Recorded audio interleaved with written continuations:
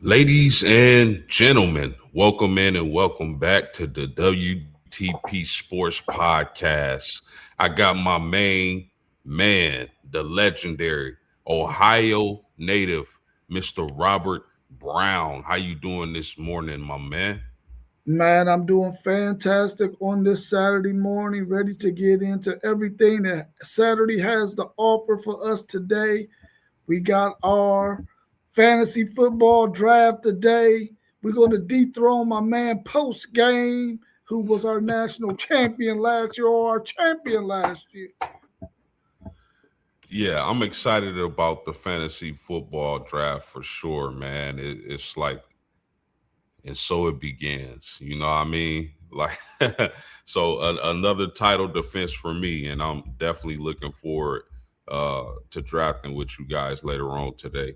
So, man, I mean, college football. We ran through a lot of rankings lately. We starting to get the team previews going. Man, how do you feel today, specifically about the Texas Longhorns? I mean, I still feel really, really strong about the Texas Longhorns and what I think they're going to be this season. For everyone, you want your team to go through fall ball without any significant injuries. Of course, Texas has some little minor injuries with some of their key players on the left side of the line. And then, of course, we hear that Ty Anthony Smith is no longer with the team. The junior linebacker that we expected to have or do big things this season. But overall, I think Texas is figuring out who their two and three deeps are going to be. They got a lot of talent on their roster, and right now it's an opportunity for some players who may not have been getting some reps to get an opportunity to show the coaches what they can do, what they understand about the scheme, with a possibility of them getting some playing time down the stretch. Because if you plan on winning the national title, that means you're going to play 15 to 16 games, and you want to have players who can give your starters some valuable minutes of rest. And I think Texas has that on their roster. For sure, man. I'm excited about your Longhorns myself. Yeah, just a quick question for you guys before we get started, my man. Like, how confident are you when it comes to the Ohio State game?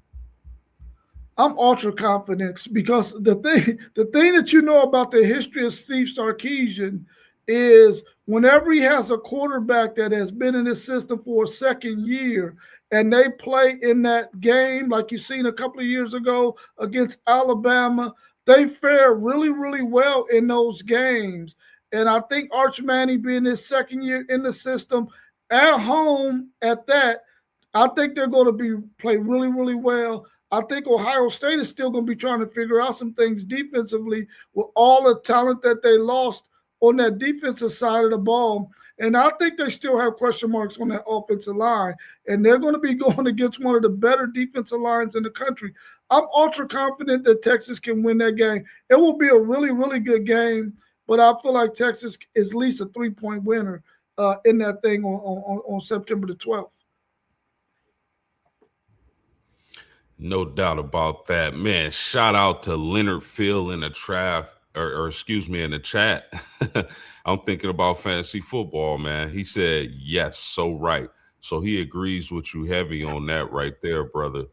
But I got some questions for you, man, and we can go ahead and jump into them. So, a Colorado judge issued a restraining order allowing the class of 2022 athletes to return for a fifth year. How you feel about that ruling, man? I got some thoughts on that, but I want to start with you. How do you feel about that ruling? Well, I mean, I think the NCAA put it out there in a way that this would be allowed to happen. And you got this judge who decided to reinstate some of those players from 2022.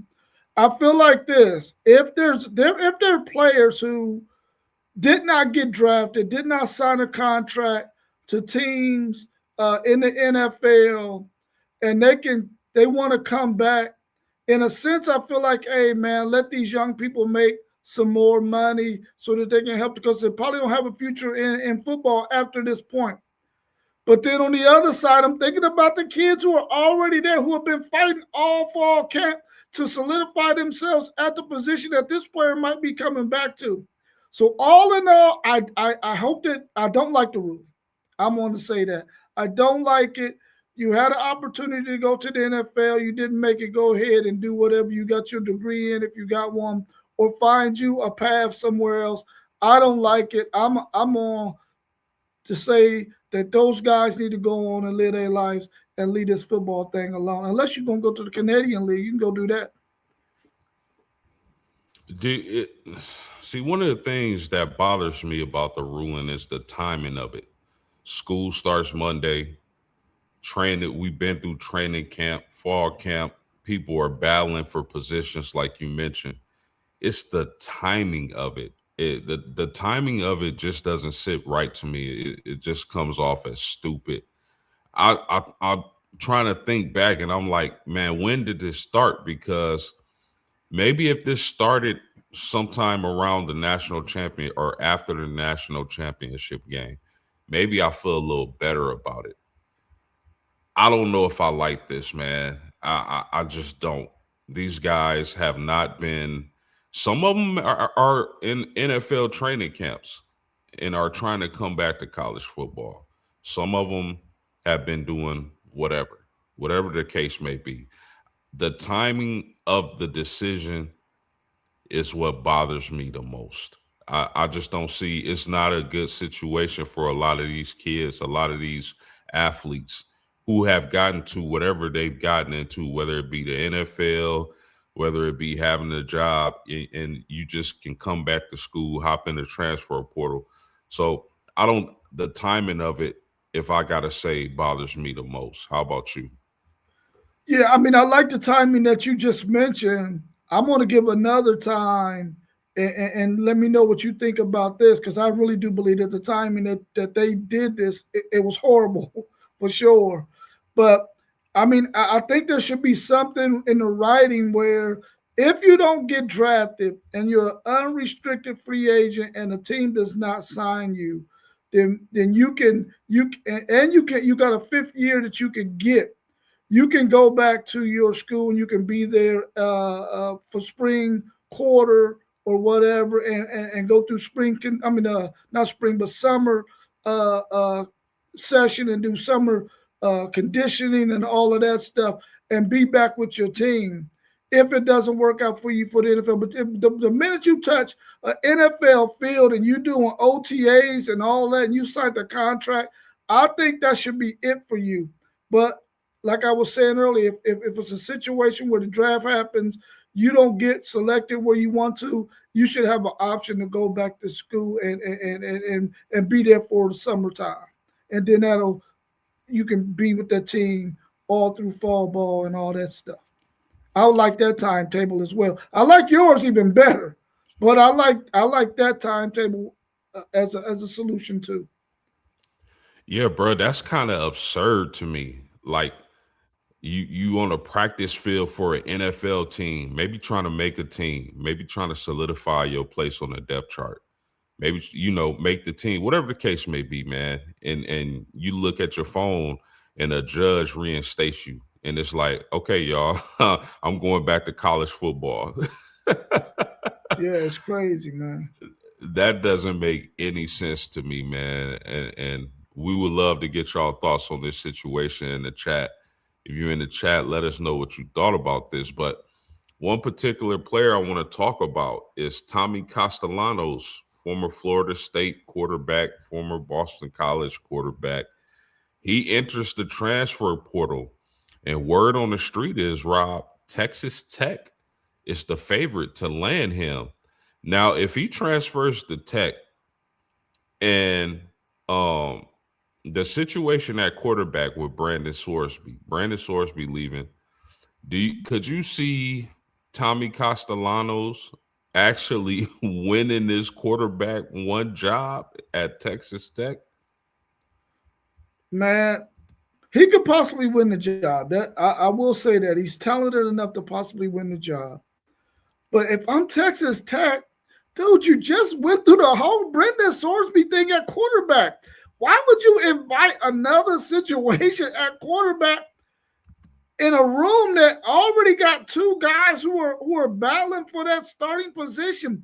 Then you're gonna bring in a third guy, and we all know Tommy Castellano was doing that probably because he still loves to play football, but ultimately it's about getting another check, man.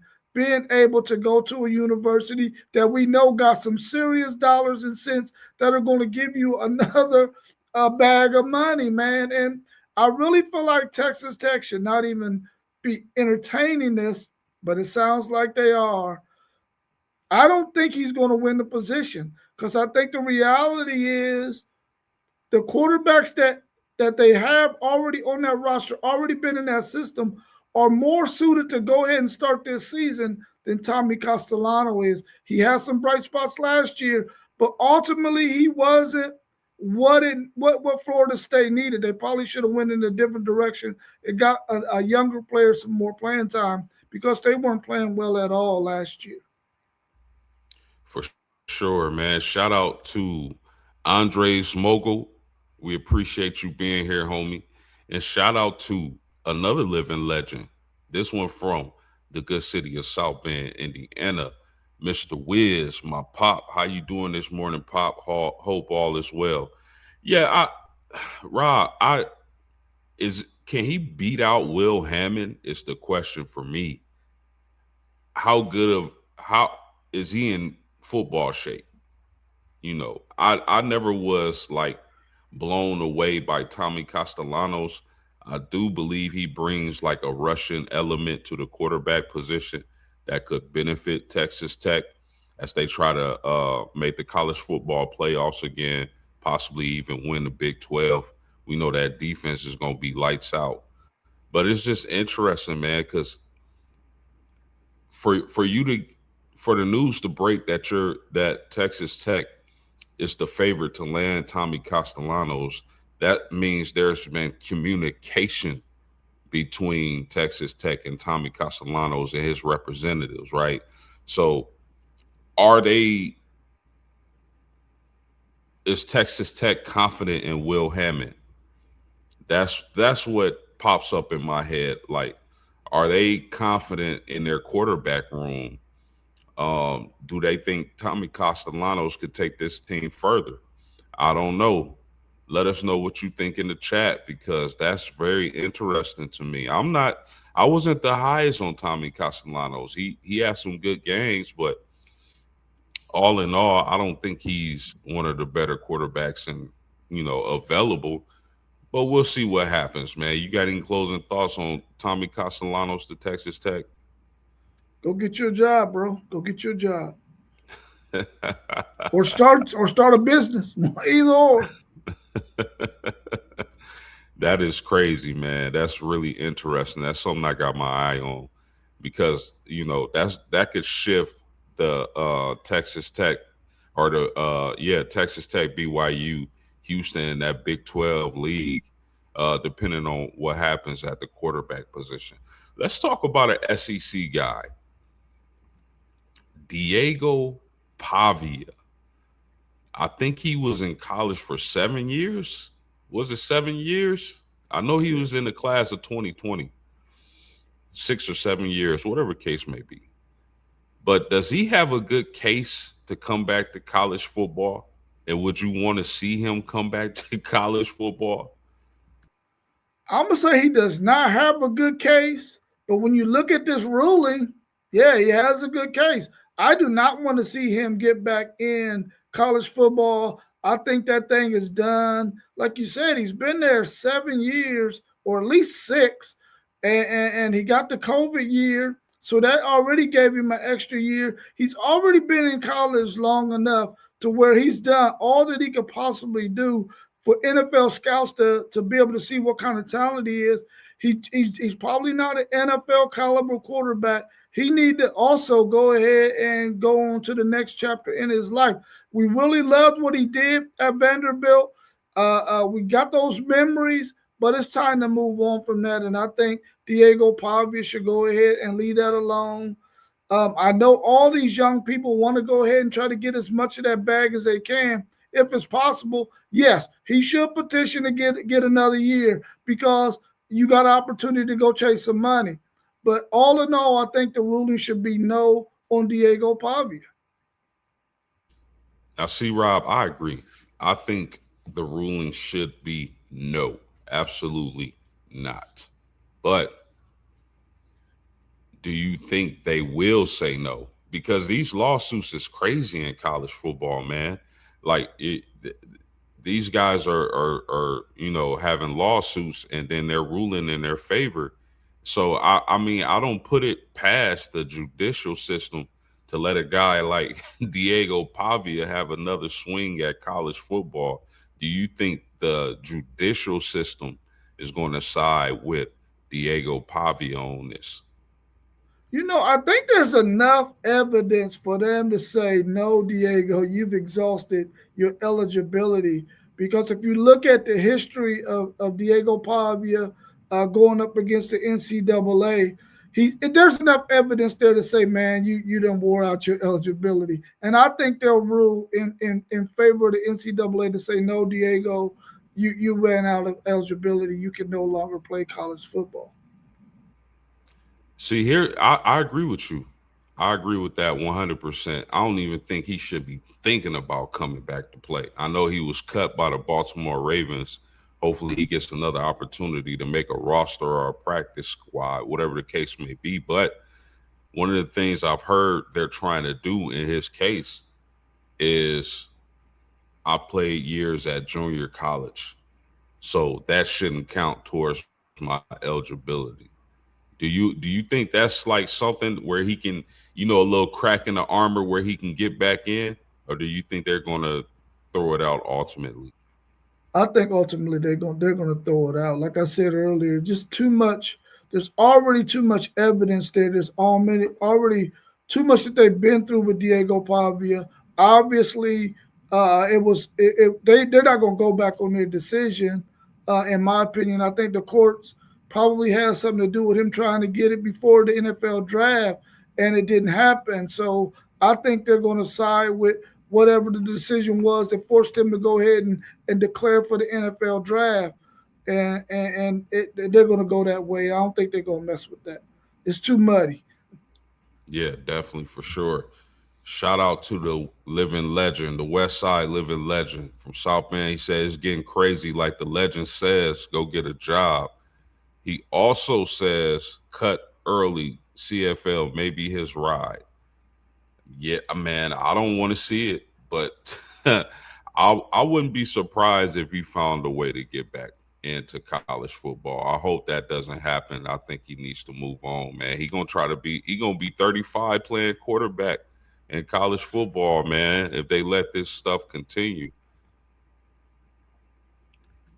He also said he was a Heisman winner. He was at the Heisman dinner. Oh yeah, yeah, he was for sure, for sure.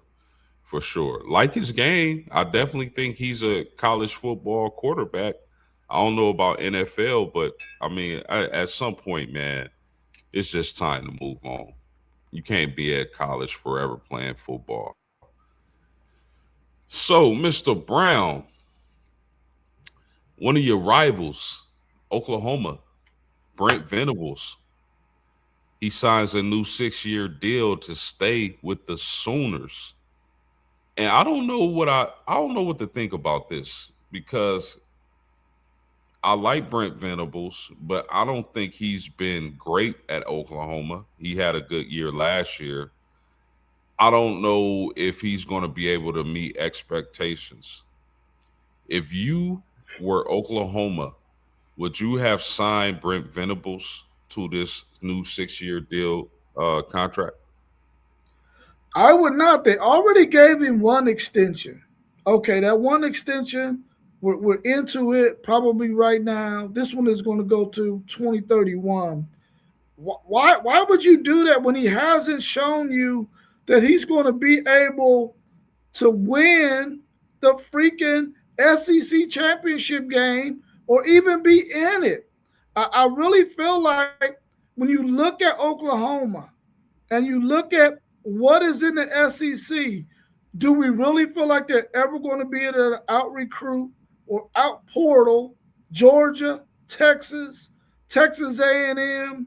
Now LSU got Lane Kiffin. You know they're going to fall behind them.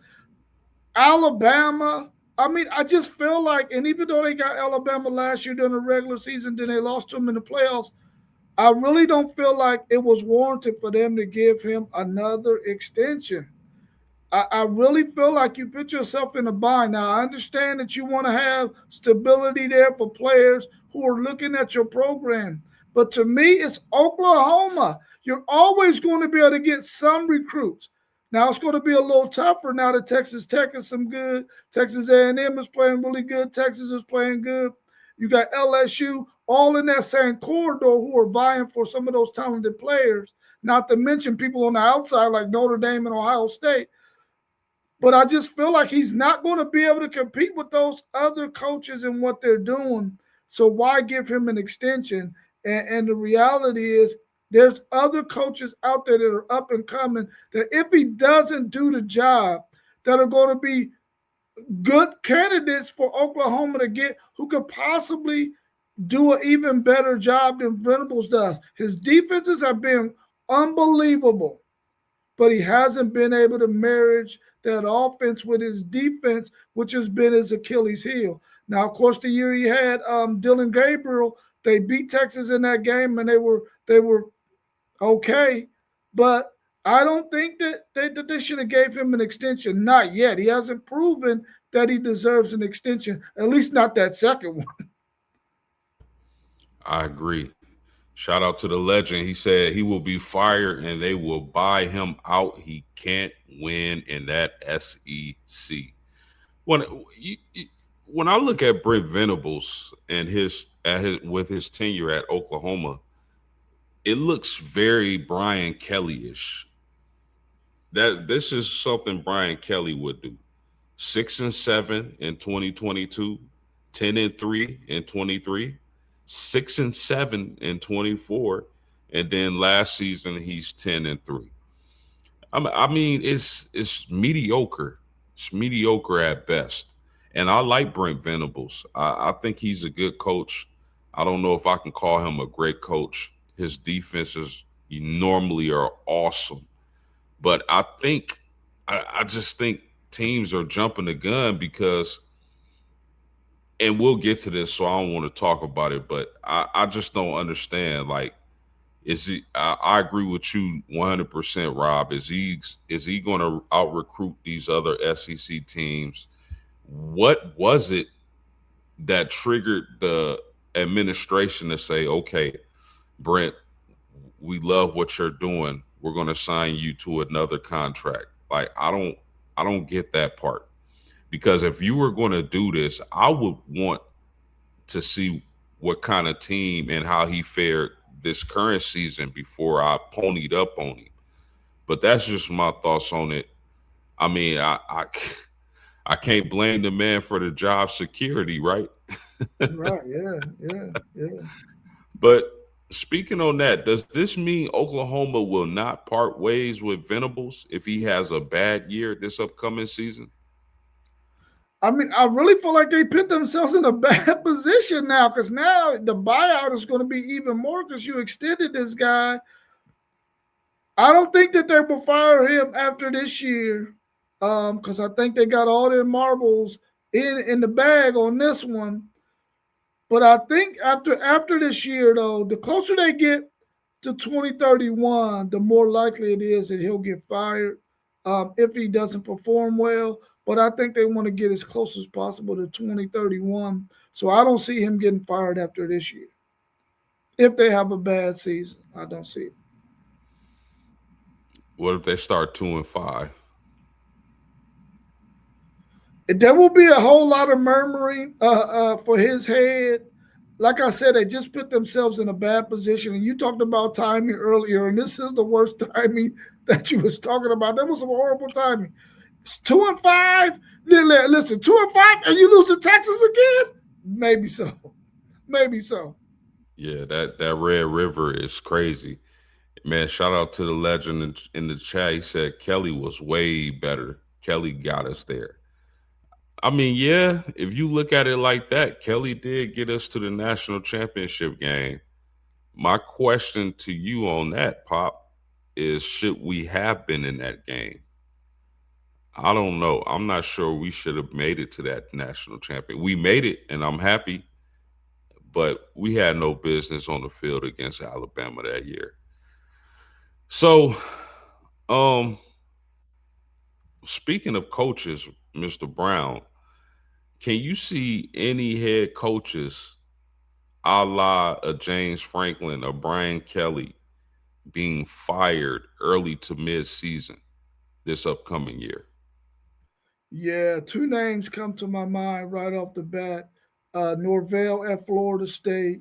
I think that if he starts off, like you said about Oklahoma, 2-5, I think even before it gets to 2-5, he's going to be out of there. And then when you look at South Carolina's coach, Beamer, Shane Beamer, I think he's another one. I think the South Carolina faithful are in a position where they're like, listen, it's too many really, really good young coaches up and coming that we could go and pluck from Arizona State or another school and not keep going through this thing and at least give him an opportunity to try to build this thing in the SEC. Because, like I mentioned earlier, the SEC has become one of those conferences now where it's not just Alabama, not just LSU and Georgia. Now you throw in the Texas in the mix. Now Texas A&M. Since NIL has become what it's become and the transfer portal has become what it's become, you can't afford to fall further and further and further back because these teams have serious backing, moolah, and they got the rich history. So South Carolina is really in a bind right now, and I think that they'll probably have to, especially you got Lenore Sellers, you better make something happen. And you got that dynamic wide receiver. You got a good defensive end that's on that team too. You got to make something happen. I don't think they're going to be in the top 5 or 6 in the SEC. So I think he's probably one of those ones that's going to get the axe early on.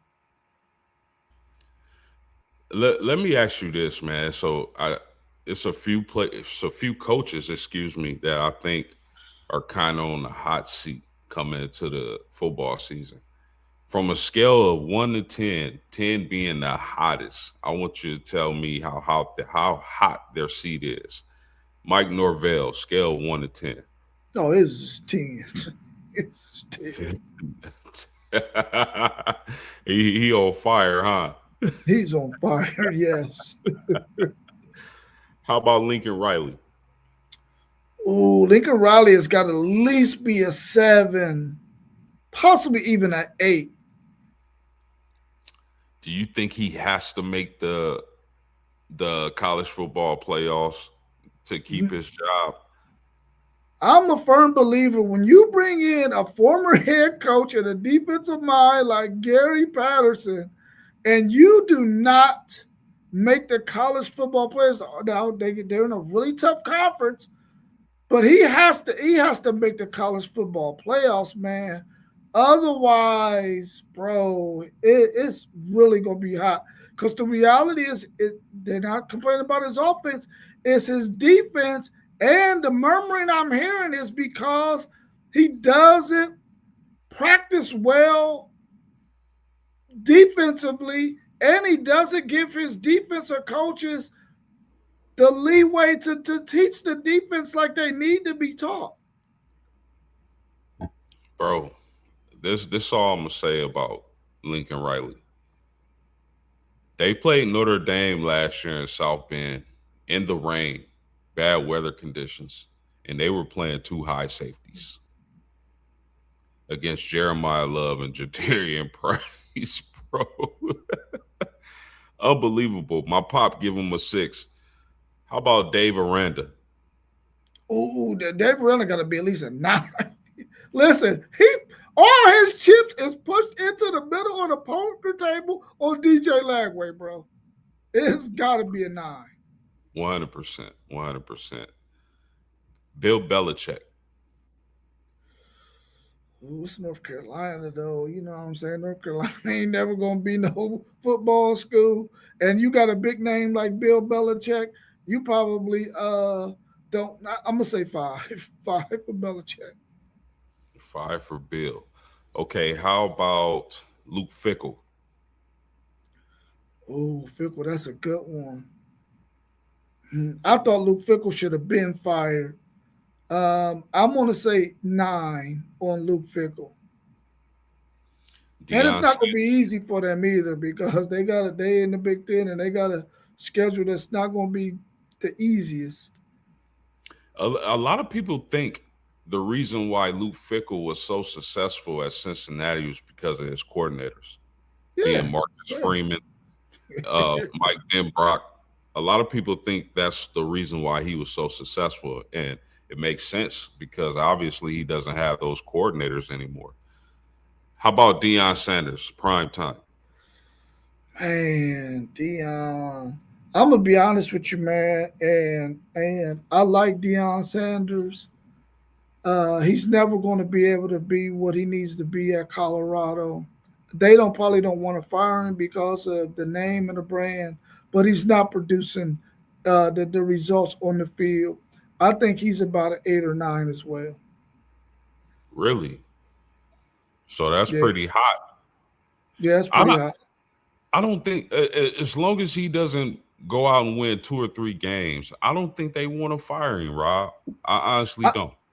I agree with you. They don't want to fire him. I think they're just going to have to, because for one, I don't think he wants to settle for mediocrity. And I don't think Colorado, and I said this when he first got there, Colorado is never going to be a place that's going to be world beaters. He had his son and he had Travis Hunter first year in the Big 12, and they were able to make a little bit of noise. But when we seen they had to play against some of the better teams in that conference, they struggled on that backstretch and end up not making it to that championship game.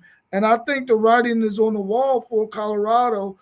Those players who play for him, they love being there with him and they love who he is. But I just don't think Colorado is a place he's going to be able to produce the greatness that we believe Deion Sanders is. How about Mike Locksley from Maryland? It's Maryland, man. So you know what I'm saying. Who else you gonna get? It's Maryland. They're a basketball school. I would say maybe a 6. 4-8, 4-8 last 2 years. I think his seat is extremely hot for sure. Um, so let's move on, man, and I'm anxious to get your thoughts on this because I'm excited. College football is right around the corner, man. We like a week or two away. Any first game, like not it doesn't have to be nurse. It doesn't necessarily have to be week 0, but any first game of the season matchups that you are really looking forward to watching. I'm really looking forward to that Louisville Ole Miss game. I want to because both of those teams, one of which Texas plays, so I want to see what they're looking like uh, because they face Texas later on in the season. But Louisville is one of those teams that we've been pretty high on. We got them as a top 3 team in the ACC. How they show in this game will give us and I know it's only the first game, but it will at least give us a projection on what they might look like later on in the season when they face SMU, which is probably their main contest in the ACC. So that's one for me for sure.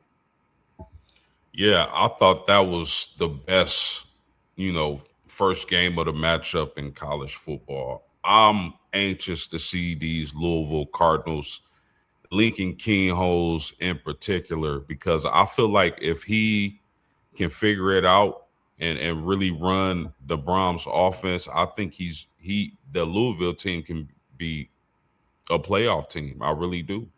You look at the weapons they've accumulating, the coaching staff that they have, those edge rushers coming off the edge. They even got a really good cornerback. I think Louisville can be the sneaky team this year that sneaks into the college football playoffs. But that first game, against Mississippi is going to tell us everything we need to know, because that is not an ideal starting game of the season for a team like Louisville. And they can either surprise everybody and get the W, or they can be blown away because Trinidad Chambliss is no joke himself. So, what about the North Carolina TCU game? Do you think this is a must win for Bill Belichick? I think it's a winnable game for him, especially to get a TCU team early in the season who was really trying to find out where they are after losing Josh Hoover. I think it is. I think it's a game that can really set the tone for North Carolina season if they can beat a Power Four team from the conference across the way from them in the Big 12. We all feel like those are the bottom two conferences when we look at the Power Four. That's a win that Bill Belichick has to have his guys go out there, play hard, have a good showing with a possibility of winning it. How about Colorado, Georgia Tech? This is an opportunity for Deion Sanders, who we spoke about a little bit earlier, to let the world know: are you turning the page on Travis Hunter and Shador Sanders and yielding a team that's going to be able to compete in your conference? And I think this is a good matchup for them. We know Georgia Tech isn't the Georgia Tech from last year, but they still got some very key pieces. Man, they get Justice Haynes from Michigan, who was at Alabama before that. So they're getting a really talented running back. Can Colorado stop the run and be able to pull out a win there? I think that's a really good matchup as well. Yeah, I'm interested to see that Colorado defense game one of the year. What kind of run defense are they going to have? Can they stifle that running attack that Georgia Tech deploys? The trenches for Colorado is going to be key for me. I don't think Colorado is going to be a 10-win, 9-win team. I don't think they are. I just don't. But I want to see what those trenches look like, because if those trenches are anything close to being solid, then I think Colorado is going to be a player in the Big 12. Not to win it, but to finish in the top five. I think they can with that go offense, Julian Lewis, Danny Scudero, and guys like that. So that first game against Georgia Tech, I'm excited for that, and that's going to tell us a lot, and I can't wait for it. Any other games you anxious to see from week one? I don't, Well, I don't think week one, like last year, week one was a little more exciting to me because you had your Longhorns and Ohio State. I don't think we have any big games like that this year. no, I mean, last year we thought the LSU Colorado game, I'm not Colorado, Clemson game was going to be good, and we have that again, I think, this year. But that game wasn't any good, and I don't expect it to be much better this year. But that Friday slate, I'm very interested in that Friday slate because you get to see a glimpse of Darian Mensah in Miami against Stanford. You get to see this USC team that we talked about earlier against Fresno State. So I'm anxious to see those two. There's another game on there. I think it might be Oklahoma and somebody that Oklahoma is playing. So that Friday slate is going to be a really interesting slate to at least get a glimpse of what some of these teams look like, and they're not all crowded around a Saturday slate. So I'm anxious to see what that Friday slate turns out to be. I'm pretty sure we're gonna break this game down, but I'm curious to know your thoughts on it. Like, how do you see that LSU Clemson game going? Man, it's I really feel like Lincoln Riley, not Lincoln Riley, but Lane Kiffin is one of those coaches that, and also Dabo Sweeney, one of those coaches that they are going to go into this game to look to try to embarrass their opponent. So I think that LSU is probably the better team, especially if that quarterback is healthy. His name slips my mind right now. But if he's healthy and he can go, I think that LSU is the better team. A team I'm going to be watching as well because they're on Texas schedule uh, during the back half of the season. But Sam Levitt. Sam Levitt, yeah. I don't know why I always want to call him Will Levis. Um, but Sam Levitt, if he's healthy, I really want to see what they can do. I think it's going to be a pretty boring game now, overall. Really? I man, Yeah. see the question, like I don't man, like I think Clemson has some talent on that team. They definitely got some ballers. They lack of experience at quarterback bothers me a little bit, but I like the fact that they went out and brought their OC back to Clemson, who was very successful years ago when he was on the coaching staff. Dabo Sweeney goes back and brings him back. So I want to see the effect that has on this Clemson team. LSU, man, we've been talking about LSU all off season.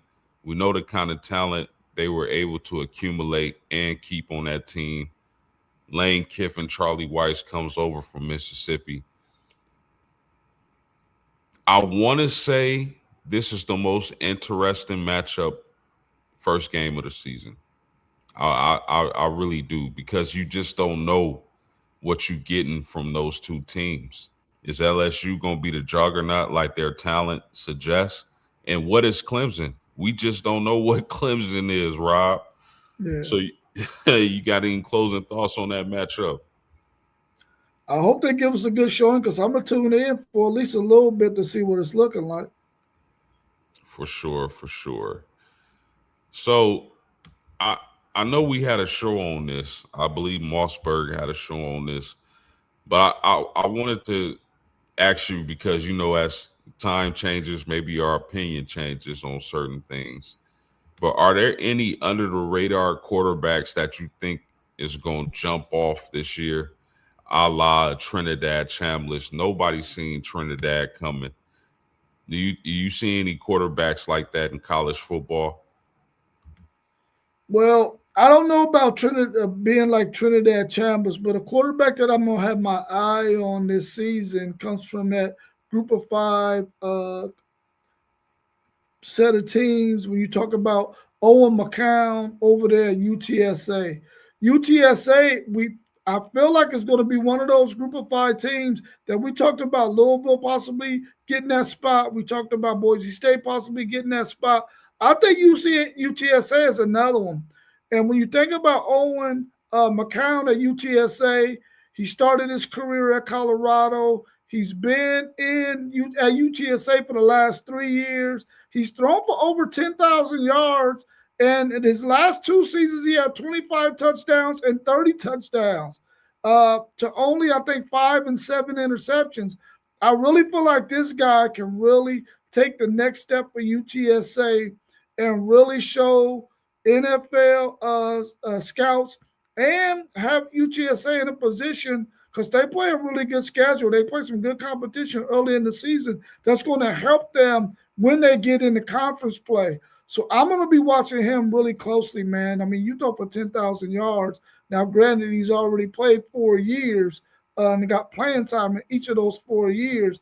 But I think Old McCown is a guy that I'm going to keep my eye out on because I think he has a good chance of being one of those quarterbacks that we're talking about at the end of the season. Not necessarily with the big boys, but we were talking about the group of five teams. Yeah, no doubt about that. That would be Steve and Jelly, peanut butter and jelly, who you talk about for Syracuse. Yeah, Rob, a guy that you know interests me is Drake Lindsey from Minnesota. 6'5", over 200 pounds, rocket launcher for an arm. Man, watching Drake Lindsey from last year, that dude made some unbelievable throws in that pocket. Really, really great to watch. If you like watching quarterback play, the NFL scouts are drooling about him. They're expecting him to take a step forward, and he definitely has to take a step forward this upcoming season because all of his big statistical gains were against bad teams. When he stepped up to play against Iowa, against Ohio State, he looked terrible. And that could be the result of them having a less talented team in the Big Ten. But we'll see what happens this year because I really like Drake Lindsey. His size, his arm strength. He has to work on his pocket awareness and his touch. But man, if you go back and watch Drake Lindsey, the quarterback, starting quarterback from Minnesota, he dropped some absolute dimes, Rob. Dropped them in a bucket down the field for touchdowns. And I think that's a guy, if he's been working, and getting better, he could really take off and not only be one of the better quarterbacks in college football, but improve his draft stock drastically. So Drake Lindsey, Minnesota Golden Gopher, that's a quarterback. I don't think none of the casual fans are really looking at, but diehards like us, we know about Drake Lindsey. Of course, the NFL and their scouts know about Drake Lindsey. So that's a guy I got my eye on.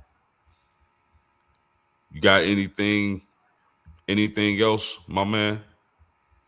Nope, I don't got anything else on that topic at least. You got anything else you want to hit on? I wanted to ask you about, we look at all of these things that's happening in college football in terms of, the timing. Do you ever think that they're going to sit down and say to themselves, we need to get a committee of people together who know college football's ins and outs, all the quirks and all that, and finally get the freaking calendar together, man? The calendar is ridiculous, and everybody knows it. Coaches are talking about it, but why haven't they been able to sit down and get it fixed? Do you think they just want to keep things the way it's always been because of tradition, or is it all about money? Yeah, I want to think that it's all about the money. Vast majority of the time, you want to know something or know why something is the way it is. You just got to look and follow the money. That's all. The calendar has been a mess, bro. And I know I've heard you talking about the calendar for years, and that's definitely something that frustrates me as a college football fan. Like it seems like such an easy fix. Why is this so difficult? Fix the calendar. Yeah, But I mean, I just don't have much faith in the powers that be in college football. Like this debate gonna go on for another 3 to 5 years before something is done. I don't know. That's just how I think about it. it just seems like it's the noise is so loud about the calendar. You would think that that would take precedence and they would fix it, but apparently, like you said, it must be all about the money, man, and they don't think that they're gonna want to mess with that. Yeah. Yeah, no doubt about that. Before we get out of here, I gotta ask you, like, who do you see being the top running back at Texas, and not only the top, but how do you kind of see the roles when you talk about Hollywood Smothers and Relief Brown? Well, when they're they're almost similar, but there are a lot of differences. I think third down is going to be Raleek Brown out there because I think he's a better pass catcher and he has more wiggle. But when it comes to first and second downs that Texas is going to look to try to run on either one of those downs, I think it's going to be Hollywood Smothers. I think Hollywood Smothers is going to be running back 1A, and then Malik Brown will be running back 1B. First and second down, I think it's going to be mainly Hollywood Smothers. But when it comes to third down and the dynamics of Malik Brown, man, he's going to give defenses hell. And if you watch Texas back when they had Bijan and Rojo, and then when they had Jonathan Brooks and Jaden Blue, they made things hard for teams because defensively it's hard to match up when you got a running back who can also pass block, can also get out there in passing routes, and you can move Riddick Brown. You can go from 10 personnel, um, and then go to zeros, and you know what I'm saying, and have nobody in there and put him out in pass routes like they did with Bijan several times, and it's really a nightmare then. I think the book is wide open for Steve Sarkisian because of these two running backs. Yeah, for sure, man. I'm huge on that Texas running back room. I think really Brown's your best running back though. I I think personally he's do. the best too. I think he's the best too. I just in between the tackles on them first and second downs, Hollywood Smothers might be better for what they want to do on first and second down. Yeah, no doubt about that. No doubt about that. I'm not sleeping on Hollywood either. Two really man, you can't go wrong. Yeah. Definitely. But I mean, and I don't want to get in too deep into your Longhorns, but I just got questions, man, because it's an interesting team, and I know your team preview is coming up. But let me ask you this final question before we get out of here. What kind of statistical season and season in general do you expect from Arch Manning? What the phenomenal thing about this is they have his stat line as when it comes to betting 3,100 passing yards, 25 and a half TDs. And I feel like the 3,100 passing yards regular season is probably very doable. The 25 touchdowns, on the other hand, is a little bit hard to predict. But I think for sure he's going to throw for over 3,100 yards. The thing that concerns me about having 25 plus TDs, and I think in another show I said he would have at least 27 to 30 TDs, and I still think he will have that, but not throwing wise. Passing, because you mentioned those two running backs, I think Texas is in a position with those two running backs to run the ball more in the red zone than they have been in the past. So I think he's going to go for at least 3,100 yards, and I think he's going to pass for at least 24 touchdowns and probably run for another 4 or 5.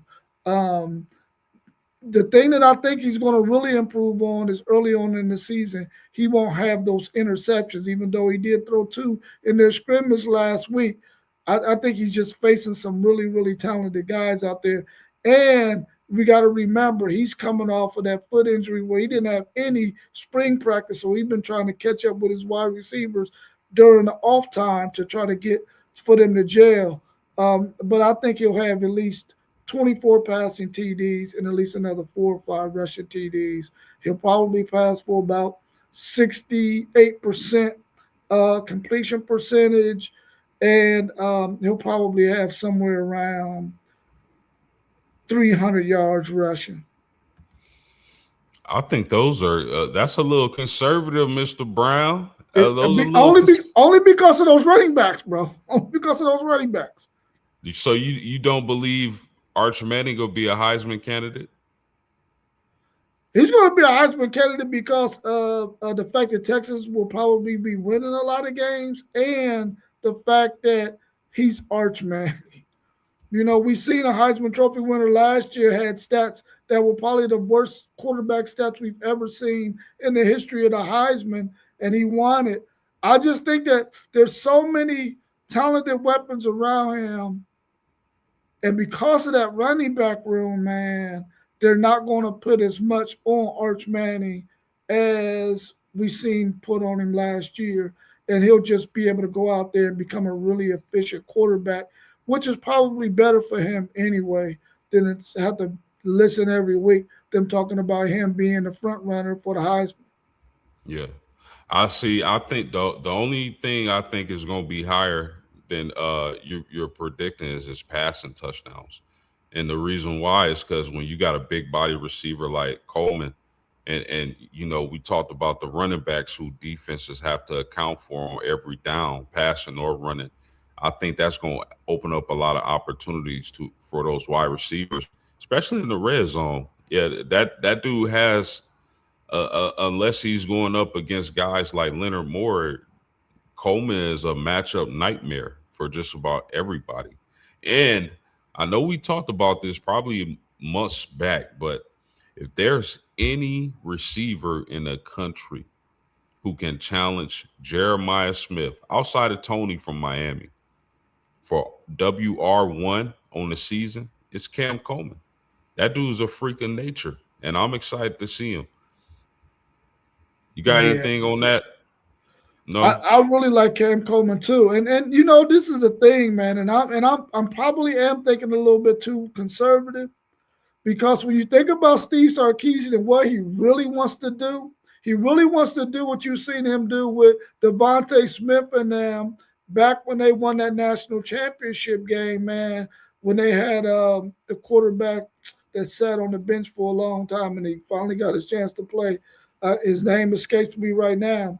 But he wants that thing to be wide open. He wants it to be an offense that's 50-50 run and pass, but he really likes the deep ball, man. So if the running game is clicking, you might be right about that touchdown thing.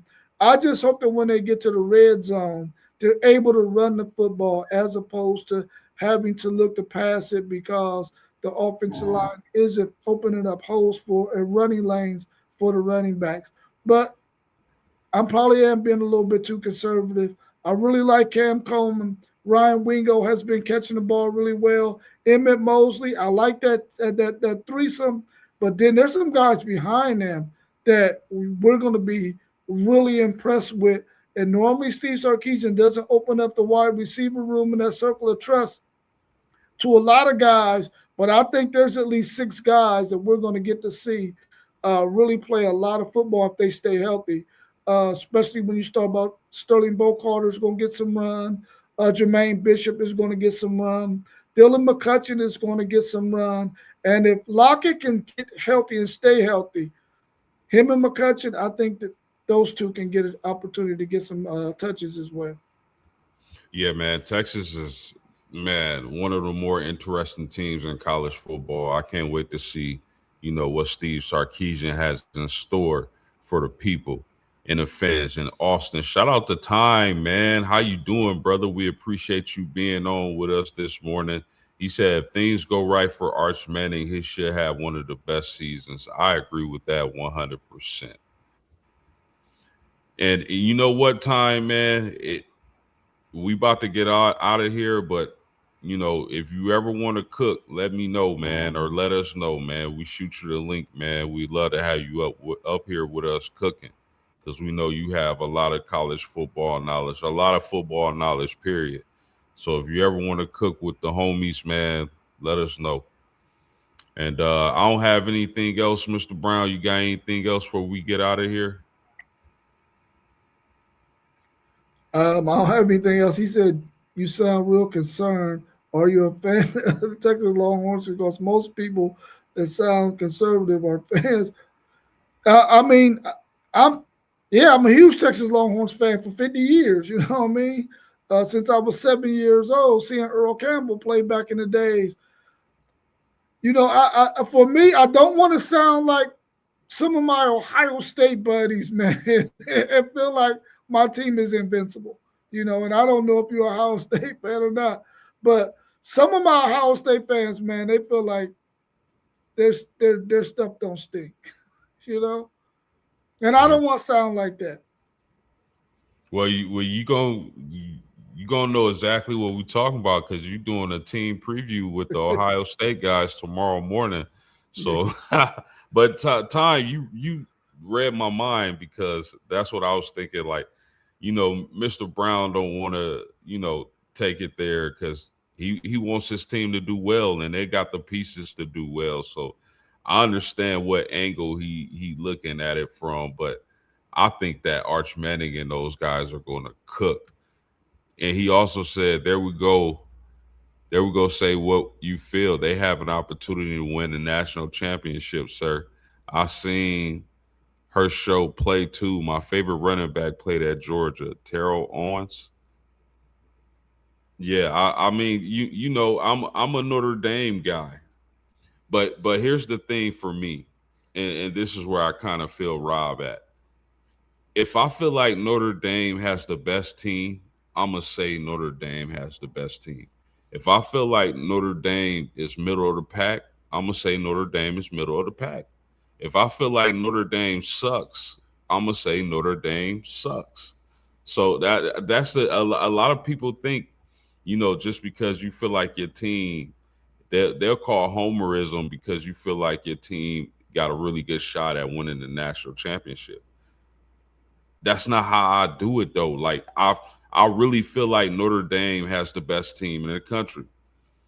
I think right, and I don't want to speak. I don't want to speak for him. He doesn't. He doesn't. I don't know if you believe in jinxes, but sometimes I feel like you don't want to jinx your team. You know what I mean? So, but I'll let you. I do not want to jinx my team. I do not want to put nothing in the atmosphere that's going to keep my team from being the ultimate. Because if you look at the history of Texas, then they have a really tough schedule. Sometimes they play down the competition and they don't look so good. And they always have a game or two on their schedule, a la freaking Florida last year, where they don't play well, man. And I just don't want to jinx my team and get my hopes up too incredibly high, and then they don't do it. Now, when we had that 2005 team, you probably heard a different Mr. Brown back then because Vince Young was all that in a bag of chips. Arch Manning, really good quarterback, but I don't know if he's Vince Young. For sure, for sure. And Time said he was talking about Terrell Davis, man. Well, Yeah. I appreciate y'all this morning. I appreciate the chat. Shout out to the chat.